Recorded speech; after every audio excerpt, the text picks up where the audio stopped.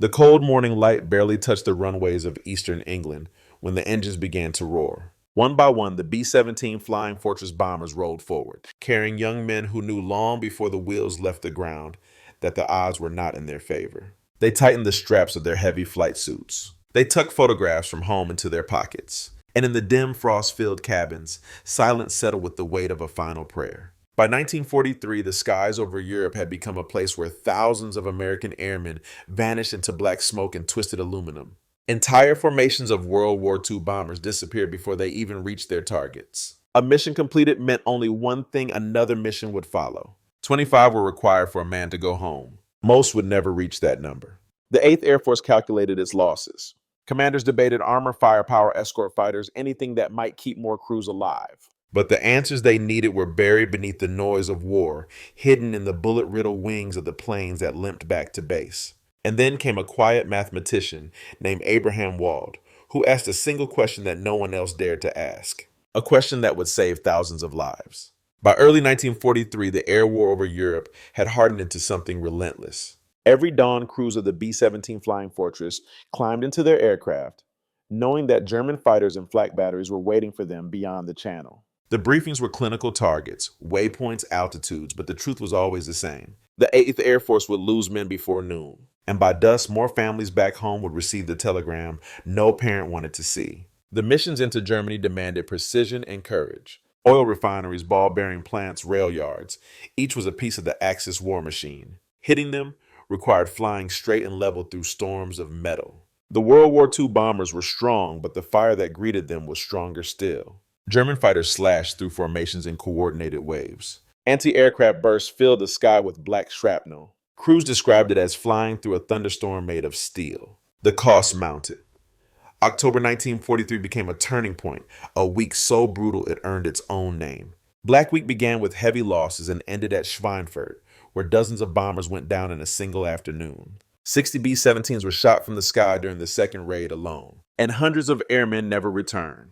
For the 8th Air Force, it was more than a tactical defeat. It was a warning that their entire daylight bombing strategy was at risk of collapse. Commanders understood the problem in numbers so large they felt almost abstract. In practice, the danger was painfully real. A bomber crew's life expectancy hovered around 11 missions, yet they were required to fly 25 before they could go home. Each morning they passed empty bunk spaces where someone had slept the night before. Each evening, someone else packed away a fallen airman's letters watch or lucky charm, promising to send them to a family that still believed their son was alive. Solving the crisis meant finding a way to protect the aircraft themselves. But armor was a paradox. Too much armor made the bombers heavy, slow, and unable to reach their targets. Too little, and they remained helpless against cannon shells and shrapnel. Engineers worked the problem endlessly. Where could the aircraft carry armor without sacrificing range? Which parts of the bomber were most vulnerable? Where did they need protection the most? At first, the answer seemed obvious. Crews returning from missions brought aircraft covered in bullet holes. Wings were punctured, tails were torn. Fuselages looked like metal sieves. Ground crews mapped every impact point on the B-17 Flying Fortress and its sister aircraft. Believing these patterns showed where the bombers needed reinforcement. It felt practical, it felt logical. But this logic had a quiet flaw, one that no engineer had yet seen. Amid the crisis, a small team of mathematicians and statisticians at Columbia University was assigned to review the data. This group would later become famous for its wartime work, but at the time it was simply known as the Statistical Research Group. Among its members was a man who had escaped Europe only months before Abraham Wald. He carried no weapon, commanded no planes, and yet in the shadow of Black Week, he was about to influence the fate of thousands. And the solution he would find would hinge on a single overlooked truth about the World War II bombers and the silence of those that never returned. The Statistical Research Group in New York was nothing like a battlefield. Yet the stakes inside its narrow offices were every bit as real as those faced by the crews of the B-17 Flying Fortress. Chalkboards ran from floor to ceiling. Stacks of coded reports arrived daily from air bases across England. The U.S. military had asked the group to answer a question that seemed at first almost routine. Where should armor be placed to keep World War II bombers alive? Ground crews in Europe had already done the first part of the job. Each time a damaged bomber rolled to a stop, teams swarmed it with clipboards measuring every hole made by cannon fire or shrapnel. They charted the damage point by point, turning battered aircraft into data maps. When these diagrams reached the 8th Air Force, the pattern appeared unmistakable. Wings, fuselage, and tail were riddled with impacts. Engines and cockpit areas were far less marked. The conclusion felt self-evident. Armor the places with the most bullet holes. Protect the areas with the heaviest damage. It seemed so obvious that no one questioned it, except one man. When Abraham Wald studied the diagrams, he did not see what the others saw. He noticed instead what was missing. The patterns were too clean, too consistent. The engines, which enemy fighters aim for, showed surprisingly little damage. So did the cockpit, so did the fuel systems. Wald's mind followed a different thread. If fighters attacked all parts of the aircraft, why was the damage uneven? He asked a question that froze the room. Where are the planes with engine damage? Silence settled not because the answer was complex, but because it was painfully simple. The diagrams only included the bombers that made it back to England. The aircraft that took fatal hits never returned. They crashed in German fields, burned over the channel, or disintegrated in midair. Their data, the truly critical data, was gone. The flaw was not in the mathematics. It was in the sample. Wald recognized a logic that few had articulated before. Studying only survivors creates a false picture of reality. The absence of damage on returning bombers did not mean engines were rarely hit. It meant that when engines were hit, the bombers never came home. This was the birth of what we now call survivorship bias, a quiet, devastating distortion that hides the very failures that matter most. Wald proposed an idea that overturned the military's initial instinct. The heavily damaged areas, the fuselage, the wings, the tail, were not the weak points. They were the places a bomber could endure hits and still fly. The vulnerable zones were the ones that showed the least damage in the data. The engines, the cockpit, and the fuel systems. These were the wounds that killed without leaving evidence on the aircraft that returned. It was a revelation as profound as any tactical breakthrough on the battlefield. By shifting the armor to the missing bullet holes, the U.S. military improved survivability dramatically. More crews lived to complete their missions. More bomber formations returned intact. And the 8th Air Force gained time, precious, irreplaceable time, to continue the air campaign that would help shape the outcome of the war. In the end, Wald had fought a battle of his own. A battle not against enemy aircraft, but against a dangerous assumption hidden within the data. And his victory would echo far beyond the steel frames of the World War II bombers he helped save. The success of Wald's analysis rippled quickly through the Allied command structure. Almost immediately, engineering teams began redesigning protective plates for the World War II bombers. Instead of reinforcing the already perforated fuselage and wings, they shifted the limited armor to the engine's cockpit and fuel systems, the places where a single hit meant certain death. Slowly, the numbers began to change. Bombers that once spiraled into black smoke now limped home on crippled wings. Crews who once vanished over Germany returned to their bunks exhausted, but alive. For the 8th Air Force, these incremental improvements mattered. Each bomber saved meant 10 more airmen who could fly again. Each formation that returned intact meant the strategic bombing campaign could continue without collapsing under its own losses. Wald's insight, born quietly in a room filled with chalk dust and paper charts, became one of the unseen pillars supporting the air war in Europe. But behind this analytical triumph lay a personal tragedy that few at the time understood. Before joining the statistical research group, Abraham Wald had escaped the continent descending into darkness.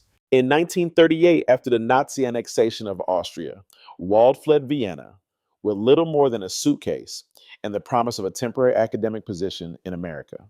He hoped he could bring his family out later. He hoped, as millions did, that there was still time. There was not. 8 of the 9 relatives he left behind, his parents, his siblings, the very people who had taught him to read, to question, to think, were murdered in Auschwitz. Wald carried that loss silently, as so many refugees of his generation did. He poured himself into his work, perhaps because solving problems was the only part of his life he could still control. And yet, even as he wrestled with grief, his methods shaped entire fields. After the war, he expanded his ideas into sequential analysis, a system that allowed researchers to reach conclusions faster with fewer lives or resources spent. In medicine, this meant identifying effective treatments sooner. In manufacturing, it meant safer products. In military science, it meant better decisions with imperfect information, a lesson written in the bullet holes of the B-17 Flying Fortress. But history is rarely kind to its quiet heroes. In 1950, Wald accepted an invitation to lecture in India, a routine academic visit. On December 13th, aboard a Douglas C-47 flying over the Nilgiri Mountains, the aircraft struck a ridge hidden by clouds. There were no survivors. The mathematician who had saved thousands of airmen by seeing the invisible vulnerabilities of aircraft became the victim of a fatal aviation accident himself. Columbia University mourned. The global statistics community fell silent, and yet Wald's work did not end with his passing. His memoranda on the damage patterns of World War II bombers, once locked away under military classification, continued shaping military analysis for decades. His identification of survivorship bias became a cornerstone of modern critical thinking. The man who had taught the world to look for the missing planes left behind a legacy of clarity in a world often clouded by assumptions. In the aftermath of Black Week, American commanders faced a truth no military institution welcomes courage alone could not offset soaring casualties. The daylight bombing campaign, the backbone of Allied strategy, was becoming unsustainable. The 8th Air Force needed more than new aircraft or heavier firepower. It needed a new way of thinking. What Abraham Wald provided was not just a mathematical correction. It was a cultural shift in how the United States approached strategy, risk, and evidence. His analysis demonstrated that even the most formidable machines of war, the World War II bombers that carried tens of thousands of Americans into enemy airspace, were vulnerable in ways that field reports had masked. The B-17 flying fortress had earned its reputation for ruggedness, but ruggedness alone was not enough. By teaching the military to scrutinize the invisible gaps in their data, Wald helped the U.S. adopt a mindset that valued reflective skepticism over instinct.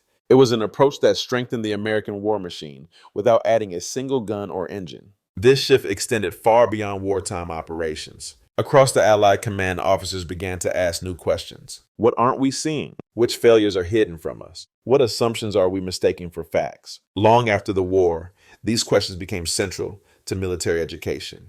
At war colleges, cadets studied the armor diagrams of returning bombers, not just as engineering puzzles, but as metaphors for strategic blindness. In an era defined by radar, long-range missiles, and nuclear planning, the lesson remained the same: survival can deceive you. And the lessons buried in loss are often the ones that matter most. Globally, the impact was just as profound. As nations rebuilt fields, as different as economics, medicine, finance, and public policy adopted Wald's logic, survivorship bias became a universal warning, reminding scientists not to trust only the patients who reached the hospital, reminding investors not to trust only the funds that stayed in business, reminding leaders not to trust only the strategies that appeared to succeed. For American audiences today, especially those who remember the Cold War or who served in later conflicts, Wald's insight carries a familiar resonance. It is the idea that power demands humility, and that the clearest truths often come from questioning what everyone else accepts without thought.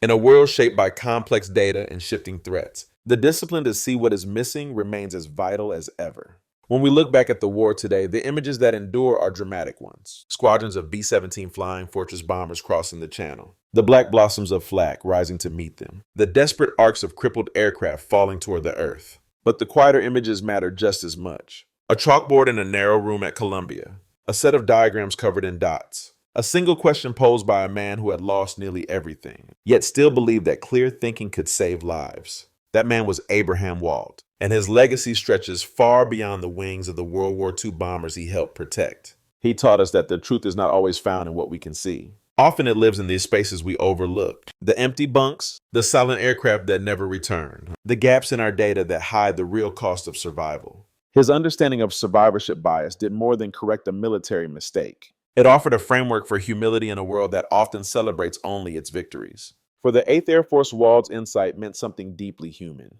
It meant more crews making it home, more letters delivered instead of telegrams, more sons returning to families who had prayed through every mission. His work preserved not just aircraft, but futures, weddings, careers, lives that would have otherwise ended over foreign fields. And yet the lesson he left us extends far beyond 1943. In our own lives, we often judge success by the examples that stand in front of us. Thriving businesses, remarkable recoveries, daring achievements. But Wald reminds us to ask the harder question. What stories are missing? What losses are invisible? What failures have vanished from the record, leaving behind only the illusion of certainty? It is a question worth asking, not just in war, but in every decision that shapes our world. So as the echoes of those wartime engines fade into history, we are left with a final image: the planes that never made it home, and the mathematician who taught us to learn from their absence. His insight still guides us: quiet, steady, essential. Before you go, we'd love to hear your thoughts. What do you believe is the most important lesson from Abraham Wald's story? And if you value the way history reveals these hidden truths, consider subscribing. Together we can continue exploring the decisions and the unseen consequences that have shaped our world.